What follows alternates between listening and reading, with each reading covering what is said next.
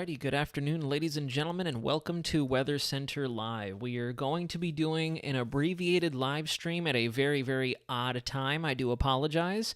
I know this breaks our regularly scheduled programming. We typically schedule these live streams for 8 p.m. on Thursday, but I have quite a bit of familial obligations this evening, and I will not be at the desk at 8 p.m. tonight, so we're going to go ahead and do something hard on the channel to go ahead and get some updates out there, because it looks like the threat for a severe weather outbreak across the southern extent of Tornado Alley through the Dixie Alley area and across the southeast United States is continuing to incrementally increase. We're starting off with our water vapor shot here. And you can already see that we have a very robust pattern in place. We had our first storm system that is continuing to work its way up the east coast of the United States, finally slowly but surely washing out, and it looks like we're going to get secondary cyclogenesis somewhere just off the southeast mid-Atlantic coastline as our northern parent low begins to wash out, and we start to see a little bit of resurgence off the coast. But if you turn your attention upstream, we have a very, very long trough axis that's digging in across the United States. And if you look within the cold sector of this trough, we do have a cold pocket, a nice shortwave trough that's already helping to spark up a little bit of trouble in the Four Corners, Desert Southwest region, Southern California, Arizona, New Mexico. Likely seeing some pretty good shower, potentially higher terrain snowfall with that. I believe they have winter storm warnings in effect as we speak as well for this same aforementioned area. And as this system continues to transition across the deep south, it will emerge over the southern central plains and start to undergo further strengthening once it is overtop the Texas-Oklahoma panhandle, as we've typically seen throughout this El Nino winter time.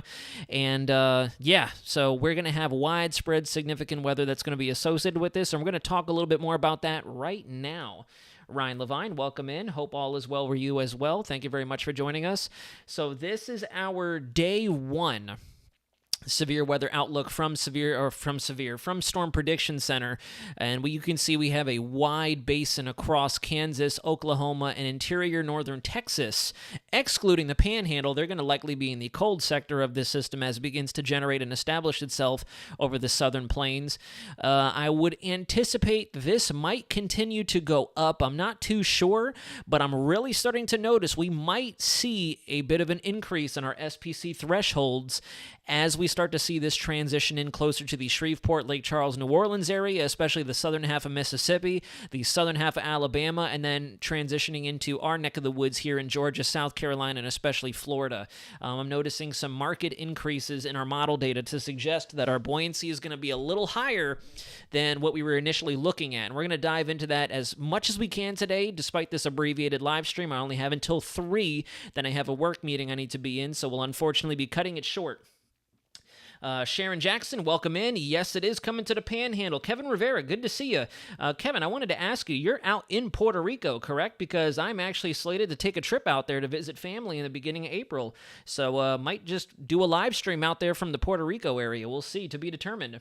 Amanda Kirby, good afternoon. Matthew F-150, I'm literally on my break, but glad to hear what you have to say, David. Hey, Matt, thanks for joining in. I'm on my lunch break as well. We're going to go ahead and pump this out as quick as we can.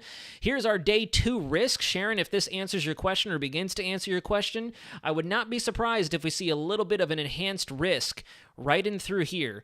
There is just a little bit of displacement in our upper level shear, or I should say our mid-level shear. It does seem to want to kind of draw itself out ahead of where most of our significant buoyancy and instability will be. However, I do think we still have enough ingredients to produce a greater severe risk for parts of interior Louisiana and southern Mississippi. To be determined. And then as we transition over to day 3, there you go. We have a widespread area that's blanketed for Montgomery, Alabama, the southern half of Alabama. And don't get this confused, even though it kind of passes over. Remember, we still have this entire area under the gun for severe weather. We're looking at this in days, but if you guys remember the thumbnail from yesterday, and if you follow me on my TikTok, I also briefed it as well. I do anticipate that anywhere within this general geographic area is very susceptible to seeing a stray strong thunderstorm or 2. And as we go into day 3, Storm Prediction Center is seeing that, and it looks like our little internal forecast has held true, which is very, very humbly satisfying to see that we now have our level 2 risk extended into the Carolinas as well. I had a feeling they were going to extend it up there as well, just based on the synoptic dynamics we have in place with this system as it starts to deepen down and really draw in a little bit more of an aggressive warm conveyor, especially through here. At this point in the data, I forget who it was, but someone asked a very good question in my video yesterday, and to answer your question, if you were able to tune in at some point, yes, at this point in the forecast is when our 850, 700 millibar flow, our warm and moist advection in the low levels, coupled with our buoyancy, will be completely in phase. So I would not be surprised if we get a little bit of an increase in possible severe weather activity, especially down and through this area, the Florida Panhandle, southern half of Mississippi, maybe the southwest quadrant of Mississippi, and then through the southern half of Georgia, and possibly trying to infiltrate a little bit further into the Florida Peninsula. The GFS is a little more gung-ho in terms of how much buoyancy and warm advection. The dew point values are definitely going up for the peninsula themselves, depending on how much daytime heating we can see take place, and if we can keep the clouds fairly clear, we could see an occasional moderate to occasional severe risk here in the central Florida area like we've seen the last few days. Chris Mizell, welcome in. Thomas, welcome in. Good to see you again. Have you reacted to the latest climate model? No, we're going to try to get to that at the very back end of this brief. I'm mainly just going to kind of go through the slides I have, and then I have the NMME opened at the very tail end, so we can do a brief discussion on that as well, because I'm not too sure if I'm going to be able to provide content tomorrow or Saturday while this is going on. I'm going to try to. We will see, to be determined. In Napoleonville, Louisiana is about to get hit by this storm. I do hope Jonathan gets gas for the generator. Yes, definitely encourage it. Going to have to watch closely to see exactly where the risk sets itself up greatest. Moving on to our SIPS model, you can see all in all, the thresholds for severe weather altogether have remained about the same. Very consistent. Our tornado threat is about the same as well. I do think we're going to have a mixed bag of severe weather threats with this. With the previous system that rolled through, we had a occasional funnel cloud, an occasional rotating thunderstorm that was capable of producing a tornado. In this case, we're going to have optimal ingredients for the works, as I like to call it. We will have a tornado risk, definitely a large hail risk, and a damaging wind risk as well.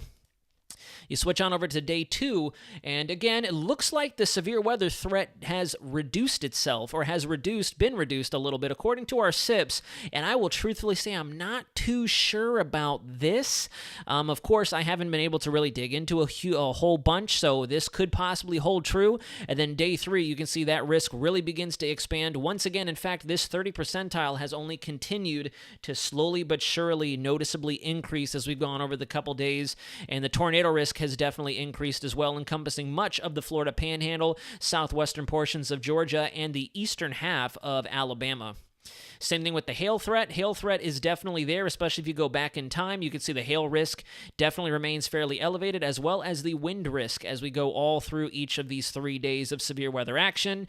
So we're definitely in for a very, very hefty next couple of days. And then finally, by middle of the day, Sunday, we should be free and clear of any significant weather impacts.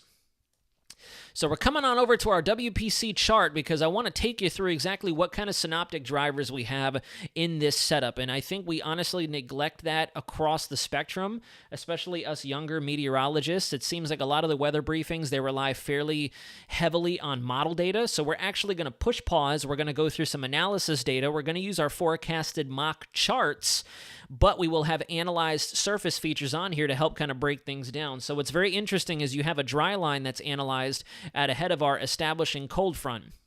This cold front is likely to wash out. It is a very weak cold front coming across the southern Rockies because we have this polar plunge out of the front range of the Rockies, the northern central plains, that will be swooping around to kind of reinforce it, so to speak. So we'll see the southern extent of this front probably wash out, and then on the back side of it, we're going to get that secondary push to reinforce it, that extra little nudge, as we like to call it here on the channel. And as I take you through time, we finally get that full-fledged cyclogenesis down in the south, and it's very interesting the depiction that they have here, because if we do end up seeing this surface low form up, which is exactly why I would not be surprised if we saw a bit of an increase in our SPC thresholds. At least I would hope that they would at least mention it in their briefing or their discussion. Right in through here where the triple point is and out front of this warm sector here, this is where we'll likely see some pretty intense thunderstorm activity if this does establish itself as their charts are depicting. And as you track that low through time, you can see it lifting up and through the region altogether. You can see that we have those hatched lines on Storm Prediction Center, which definitely mentions that we're going to have thunderstorms with the likely threat of severe along the leading edge of that squall line as it begins to establish itself. And then finally, as it goes further and further up the mid-Atlantic coast, we're going to see that cold air kind of get lost in the Appalachians. It might try to overrun the mountains depending on how shallow or how, elevated it is, how much of a gradient we have with it in the upper levels as it stacks back to its 925 and 850 front. But by this point in time, it looks like we might start to see our severe weather threat diminish. We cannot sleep on it here in Florida, though, because we've had wonderful spring-like dynamics, to include even sea breezes beginning to take effect with how hot it's been during the daytime. So if we can keep our clouds fairly, out of the picture almost altogether, we could definitely see some more intense ignition across the actual interior peninsula that's not highlighted currently. So as I mentioned, we're going to go take a look at some of our analysis data. So this is where we stand currently. This is the 19 Zulu analysis from WPC, and you could see we already have that front range cold plunge coming in. We have a weak trough axis down over the desert southwest, which is exactly what we'd highlighted on the water vapor shot, and our area of contention, a stationary boundary out and through here that's just ready to be stirred up. You can already see the collision course that we're on, and we're going to see some kind of cyclogenesis right there. You could already almost forecast where our low is going to develop based on where our temperature discontinuity is, where our gradient is. A stable wave will likely form along the boundary, and as we get that interaction, that's what's going to set everything in motion, and it'll become an unstable wave. Now, whether or not we get that double barrel cyclogenesis remains to be seen. That's a very interesting depiction that we have on WPC's charts, but it is definitely a potential, especially with how much jet activity we have coming across the western half of the U.S. in the form of that trough. And then, as we've said at least a million times, thank God it's not a drinking game on this channel, our El Nino subtropical jet is still down there, providing us with just a little bit of further enhancement. So, as we switch on over to our upper air maps, you can see we go to our 500 millibar vorticity, and we can see the shortwave plain as day. There's our shortwave that's driving that upper level low that you noticed on the water vapor as well, centered over central and southern Arizona. As this continues to propagate off to the east, we will probably see it take on a closed low orientation with those fronts attached to it, and that's also what's going to help to really intensify our lift and really aid to bring us the vorticity at 500 millibars to help get these thunderstorms going, especially as the Cape begins to surface and show itself a little bit more so. Let's see. Let's go to our 1,000 to 500 thickness. You can already see here that our thickness values and our streamlines indicate that there is something trying to show itself already on the front range of the Rockies in New Mexico, the Texas, Oklahoma Panhandle. We have a nice area of confluent flow right in through there. A very good southerly gradient helping to drive that buoyancy that's likely to trigger some severe weather over the next 12 to 18 hours into Texas, Oklahoma, and parts of Missouri. Not Missouri, excuse me. This is Missouri. This is Kansas. So we'll need to watch that very closely. And we'll move on to some more model data. So there's our cyclogenesis, right about where we're thinking the model, I think, is definitely on point. We might not see it track as far to the south, although I do believe this might be what Storm Prediction Center is highlighting. If you stop the clock right here at 12Z on Friday, this is tomorrow morning as we start the day, we have a low center circulation right here, and we have a low centered right in through here. There's our little warm sector and our cold sector associated with it, very weak surface troughing back behind, or surface ridging back behind it. And then here's our main area of surface ridging, providing a little bit of support for this frontal boundary that could possibly be moving through the pattern. So this is definitely going to help to stir the pot. And if I were to switch over here before we go any further on those charts, you can see that the Euro is definitely thinking we're going to see a lot of really good buoyancy surging up with that warm conveyor at 850, and very good shear component as well.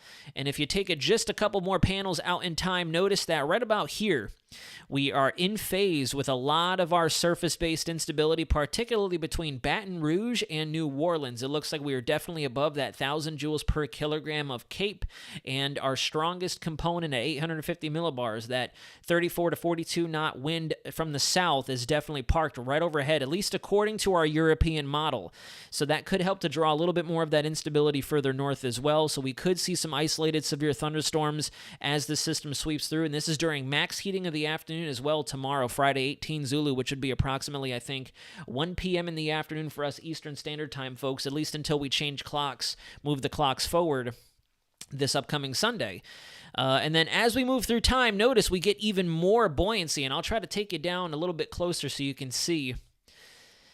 If you look down there in the southeast, I'll use the Euro once again. We'll get a little closer instead of looking at it from such a zoomed out perspective. If you take a look at the surface cape, notice how we get a nice area of blossoming cape, especially towards the Baton Rouge, New Orleans area, just west of New Orleans, in excess of 1250 to 1500 joules per kilogram. And this continues to translate over, especially into the Florida Panhandle, where they just recently had that tornado outbreak earlier in January. I can't believe it's already been that far from that point in time.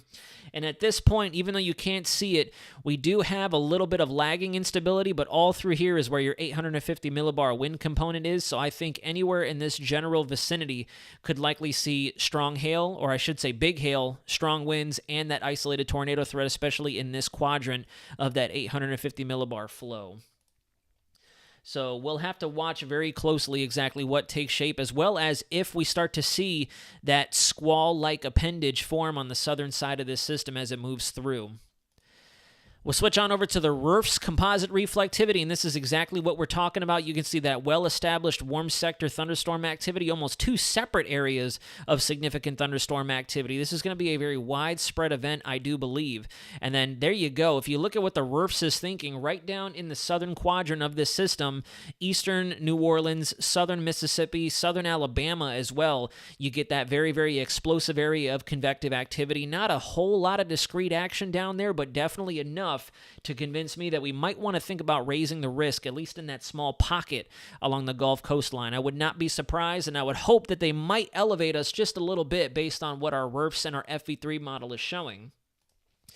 And you continue to translate this through time, and it only gets even worse. However, we start to lose those discrete cells out ahead of it, and it becomes a more easily trackable squall appendage, as I'd mentioned on the previous slide, and it does look like we could see some potential waterspout activity headed towards the Panama City, Apalachicola area, southern half of Georgia, getting into South Carolina, and then we don't go any further than that, or we can't, but if you notice, the RRFs at the very last second, I don't know if you guys can see, have some pretty significant thunderstorms trying to fire off along the eastern half of the Florida Peninsula, as well as some discrete stuff that we'll need to watch out for. So that's why I'm thinking in my forecast, Florida, the peninsula itself, Central and South Florida, are not out of the woods, even though we're not highlighted for anything. The FV3 corroborates this very well.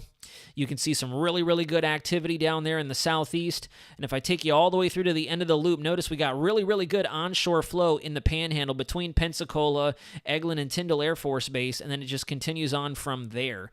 And then we finally have our massive elongated storm system looking kind of like this all the way up and through the eastern half of the United States. So big stuff, definitely big weather that's going to be coming our way for sure, that we'll need to really pay close attention to. This is what our GFS is thinking. If I go down through the loop, the GFS is thinking we're going to have even more buoyancy to tap into. If you look right about here, this is max heating of the day once again, 18 Zulu on Friday. Very, very good shear component. You can see that clockwise spin in our wind barbs. It might be a little difficult for you guys to see, but notice how we have a lower component out of the southeast, a nice mid-level component from the south-southwest, and then we have a west-northwest component in about the 500 millibar level. I believe those are the height indicate. Yeah. At the surface, 850, and then 500, we have a very good clockwise shear component that we'll have to worry about, and our cape values here, surprisingly for the GFS, are sitting between these thresholds here, 1,000 to 1,800. So that's another reason why I'm thinking we might see that threat level increase, at least along the Gulf coastline, and this is looking particularly concerning as well. The GFS at least. We're still a little too far out in time to see with our RAP, RRFS model, the HRRR, are thinking in terms of what our surface buoyancy will look like, but this is a very, very gratuitous warm sector here with a very good shear component as well, very optimal shear component with 20 knots down to the surface, about 45 knots in the mid-levels, and then almost 60 knots, if not 70 knots in some areas at that 500 millibar level. So an excellent shear component for big hail, isolated tornadic activity, and our threshold here for the Florida Panhandle, southern Georgia, southeast Alabama, is all the way approaching the 2,000 joules per kilogram area. There might need to be some adjusting done to the model. This might be an over forecast, but at the same time, with the areas that we've already seen some pretty good hail activity and thunderstorm activity, despite all the models kind of showing almost nothing in terms of any severe weather parameters, that's what also has me concerned, is the models have been under forecasting the full extent. And if you switch on over to our 850 flow with the GFS, Our shear component is in phase perfectly with our cape. I'll leave it on here. This is 18Z max heating once again, and you can see our shear component out of the southwest, right over top the Panhandle, Georgia, South Carolina. If I immediately transition back to our surface cape, perfectly in sync right here. So we're definitely going to have to watch. We might see an elevated risk there as well. To be determined. We'll have to wait and see what SPC does. But that's my general thinking. I would say this whole quadrant of the U.S. definitely needs to watch for a stray strong storm, and I'll switch the ink. This area is more susceptible to severe weather activity, and then I'll go and switch the ink one last time, and I'll make a red line. This area is really going to have to watch for that enhanced level severe risk, of course, depending on what establishes itself here in this source region and moves off to the east. That would be my preliminary forecast in this very, very fast-paced brief that took me about 20 minutes to do. Yeah. So that's that, guys. That takes care of what it is we're looking at. This is going to be an extended severe weather threat. I do think it'll last the full 3 days. Haven't really had an opportunity to look at the radar at any point in time. When I first glanced at it this morning before starting work, I saw a couple special weather statements out there in Texas, Oklahoma already, so there is some activity firing off. We'll have to see if there's a lot of precursor shower activity that could kind of cool our surface off, get rid of some of this buoyancy, but as far as we're concerned, we definitely have all of our ingredients there for at least a decent low-end severe weather outbreak. It's not going to be a tremendous blow-the-horn historic kind of event, but we definitely have our spring signals coupled with our winter signals coming together to give us some pretty hefty action regardless. So I think we definitely need to take this setup serious. And last but certainly not least, here we go. So we got our new NMME model data in. At least we should have. I don't know why it's not popping up here. Hold on. Hold the phone. We got to find it. Let's see. Where can I find it? That's not it.